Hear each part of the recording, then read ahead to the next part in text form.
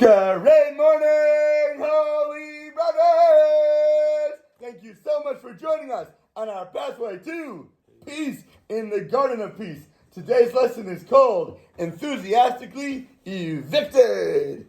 Out of here. Get out of the house. If you're following inside, we're on page 217, and here we go. Get out of the house. This section will discuss a test of emunah that most listeners will never face. Even so, we should not skip over it because it explains fundamental principles for life in general and for married life in particular. These are the principles that every married couple should know, and those who are not yet married should also learn them as part of their preparation for married life. There are a couple of people that come here that you know, and there are people that listen that I know that are not married yet. And some people always ask me, isn't this about shalom bayis? Isn't it about peace in the home? 1,000,000,000%. However, should you go into a marriage and not be prepared? Do you ever go to a job interview and not bring your resume with you? Do you not prepare what you're going to think, what you're going to say when you get there? When you prepare for a test in life, you will succeed much better. Can you get away with multiple choice, filling in some bubbles and hypothetically getting the right answers? Yes. But when you prepare for something, you get a much higher rate of chance for success. So why should marriage, which is the most basic, but also the hardest challenge that you're going to have in life, why would people not go into marriage prepared? Think about it. What Hatan and Kahala classes are for? Unfortunately, not always.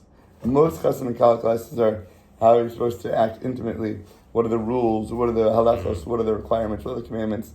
But this stuff rarely gets taught in classes, which is very unfortunate. There may be some that do, I'm not saying they don't, but most that I'm aware of, and that my friends are aware of, and that all my listeners and watchers are aware of, are not.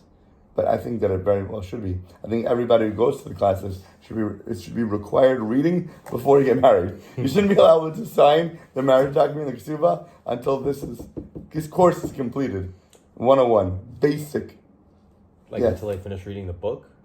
I think they should go cover to cover at least, and maybe even have questions or talk about it, or have a test on it, right? I'm not even kidding, not even a joke. But it's funny, but it's true. So yes, of course, you should learn what to do so that you don't start a marriage in shambles, with arguments, with fights. Rather, you can know going in how to have pristine peace in the home. It would be the best thing in the world for everyone. And anybody who wants to, that knows they're getting married, or is planning on getting married, or is married already, please share these classes with them. Share my number with them. Whatever you need, we're here to help. Okay, so the main tests of emunah, of faith, are at home.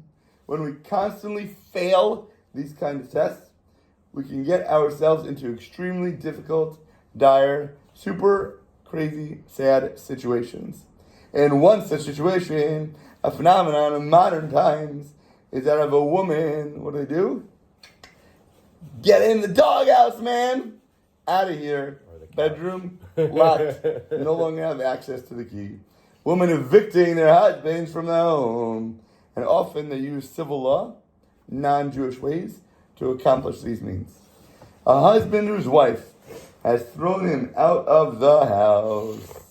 What must he do? First, you got to realize that even though it seems that it wasn't fair, even though it seems it wasn't right, maybe she's on an emotional roller coaster right now and she's not thinking straight. Whatever happens, however it happens, stop for a minute. Pull yourself back and recognize that who is this coming from? Hashem. It's from God. Everything in your life is from God. So why should this be any different? Because you're emotional about it? Because you have feelings in another way that things shouldn't be? Because I don't agree with her? Everything comes from Hashem. Everything is justified, and everything is good and for our best. Our best. So you're going to open your mouth and now argue with her because you don't think it's right? Because you don't agree at the time? Hashem is the only one who really evicted him from his house right now. Why is God doing this to you? Stop yelling at her. Stop going off at her. Stop trying to confront her right now. If his behavior was damaging himself and all the people inside his house, Isn't it better for him not to be there right now, rather than to cause so much trauma and hurt and harm to his whole family?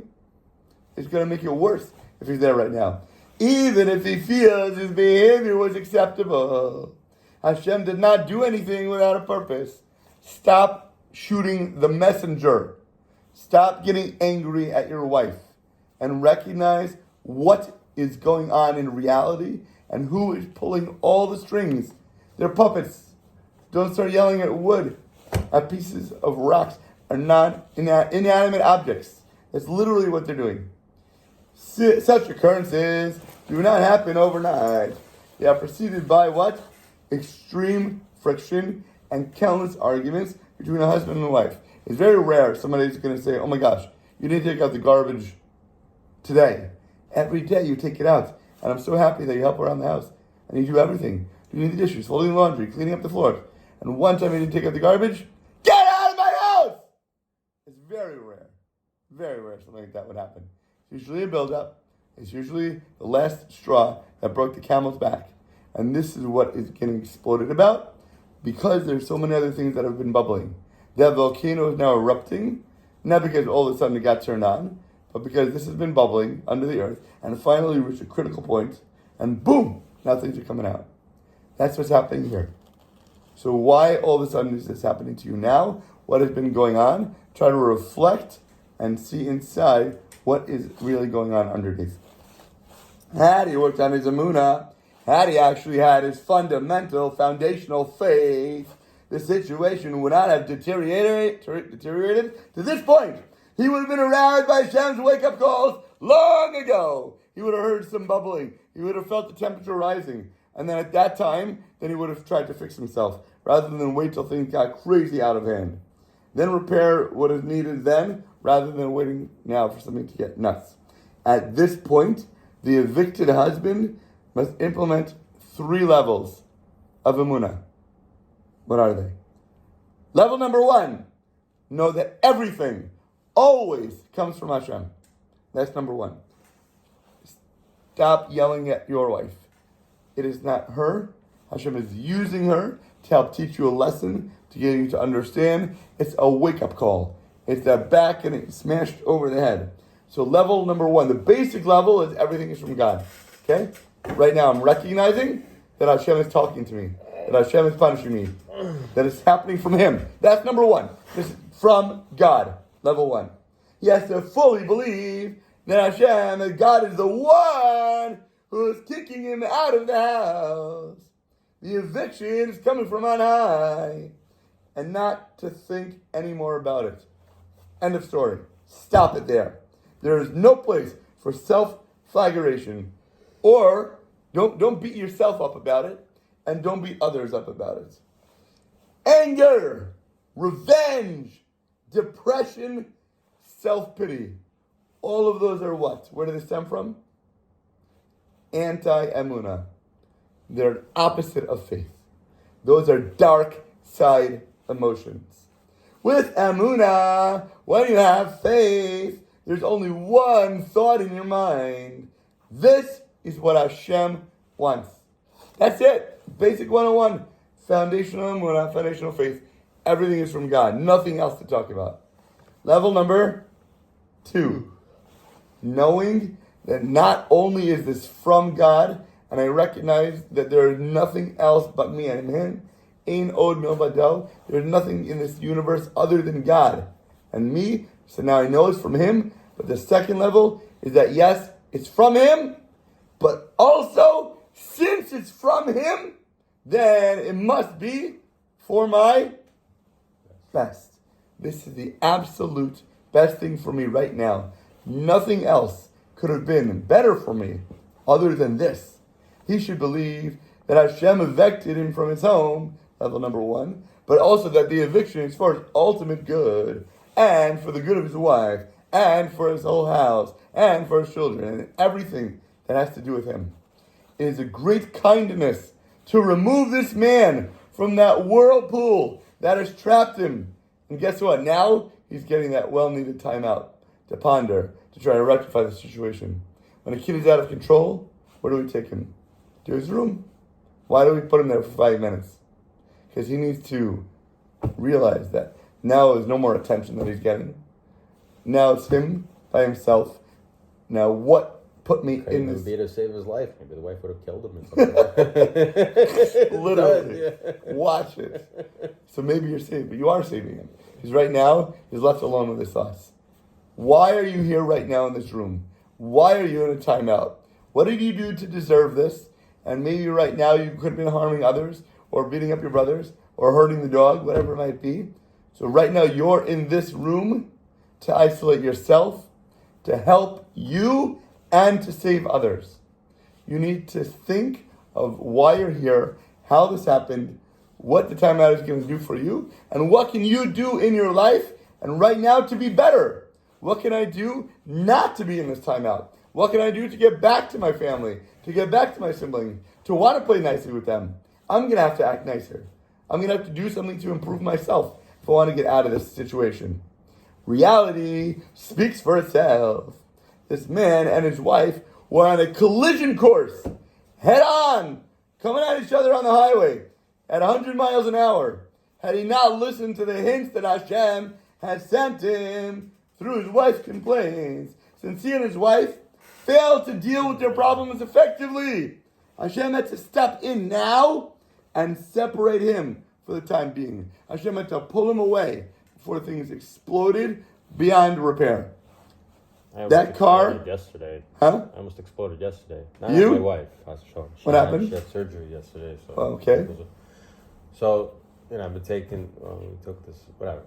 So yesterday I had all these plans because like my mom's in town, so she was gonna help me with the kids, and my wife's in bed, and like whatever. I get to do things like that I had planned: car wash, oil change, get kale, set up the camera, Set it all day. everything. Bam, all done. And I was supposed to get there like 12. Okay. Nothing got accomplished because everybody came late. Oh boy.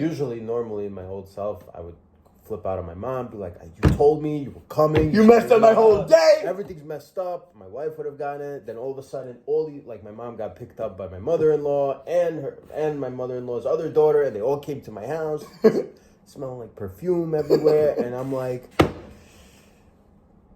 So I'm like, when I already found out this was happening, I was on my way to pick up my daughter from daycare, and I'm like thinking, okay, there's nothing but Hashem.